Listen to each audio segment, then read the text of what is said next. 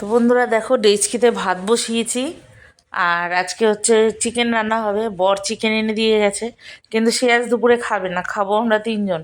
আর এখানে প্রয়োজন মতন আদা পেঁয়াজ রসুন টমেটো নিয়ে নিলাম।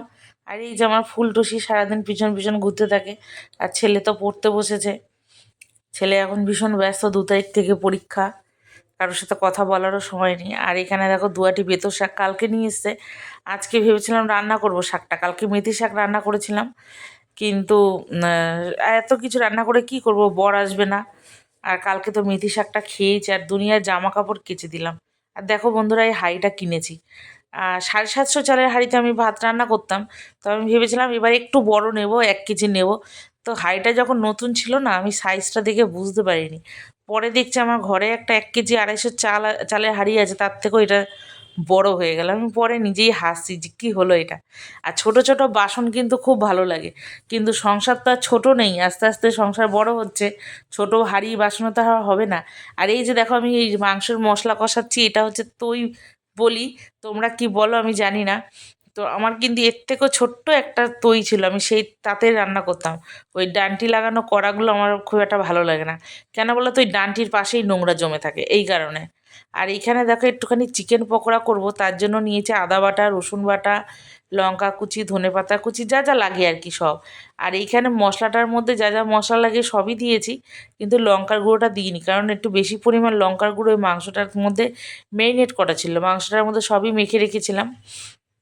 একটু আদা বাটা একটু রসুন বাটা লঙ্কার গুঁড়ো নুন হলুদ আর কাঁচা সর্ষের তেল দিয়ে মাংসটাকে মেখে রেখেছিলাম। পেঁয়াজটা দিইনি, কারণ পেঁয়াজটা তখন আমার কাটা হয়নি।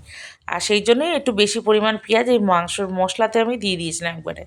তো দেখো অল্প সামান্য পরিমাণ জল দিয়ে ঢাকা দিয়ে দিয়ে কষাচ্ছি, কারণ মাংসটা কষা কষা হবে, ঝোল ঝোল হবে না। তো এখানে মাংস প্রায় কষেই গেছে, আর আজকের যেন কালারটা যেন কেমন একটা লাগছে। তো যাই হোক, কষাতে কষাতে একদম ঝোলটা শুকিয়ে গেল। আর এখানে দেখো আহ, একদম মাংস রেডি। আর এখন হচ্ছে নিতে হবে এর মধ্যে দিতে হবে একটুখানি গরম মশলা, গরম মশলা দিয়ে নামিয়ে দেবো। আর এদিকে আমার মেয়ের খিদে পেয়ে গেছে, আজকে তো আর কিছু করবো না, আর মাংস কষা হলে আর কিছু লাগে না। আর ওই যে চিকেন পকোড়াটা করবো, এই পকোড়াটা তো করার জন্য পুরো ব্যস্ত করে দিয়েছে আমার মেয়ে। আর এরকম মাংসটা কীরকম হয়েছে, শুকনো শুকনো নামিয়ে নিয়েছে, আর সর্ষের তেলেই ভাজছি, কারণ সাদা তেলটা এখনও আনা হয়নি। তো যাই হোক, অল্প অল্প করে জিনিস নিয়ে আসছে, কালকে কিছু বাজার নিয়ে এসছে, আরও কিছু আনার দরকার, সাদা তেলটা শেষ হয়ে গেছে। তো আমি অল্প করে এখানে পকোড়া ভেজে নিলাম, আর কিছুটা রেখে দিলাম সন্ধেবেলায় যদি খায়। আবার সন্ধেবেলায় তো মেয়ে বায়না করবেই। আর সলিড মাংসটা চিকেন পকোড়া করার কারণ এটাই যে ওটা কিন্তু আবার আমার মানে কেউ খেতে চায় না, জানো তো, তো আমারই খেতে ছেলে হয় মেয়ে ঘরে কার্টুন সলিড দেখছে মাংসটা। আর খাচ্ছে, সময় লাগছে। তো সেই ফাঁকে আমি কি করলাম, জামা কাপড় ভিজে জামা কাপড় ছিল কেচে দিয়েছিলাম, সেগুলো কিছুটা তুলেছি কিছুটা বাকি। আর এই যে দিনের মধ্যে কতবার পাতা পড়ে, আর আমি সারাদিন এই 14বার খালি ঝাড় দিতেই থাকি, 3-4 বার ঝাড় দেওয়া হয়ে যায়, কী আর করা যাবে। তো খেতে থাক, ওদের একটু খাওয়াতে সময় লাগবে। আবার এইগুলো জমছে আর কি, জাল দিয়ে দিতে হবে, মানে ধরিয়ে দিতে হবে।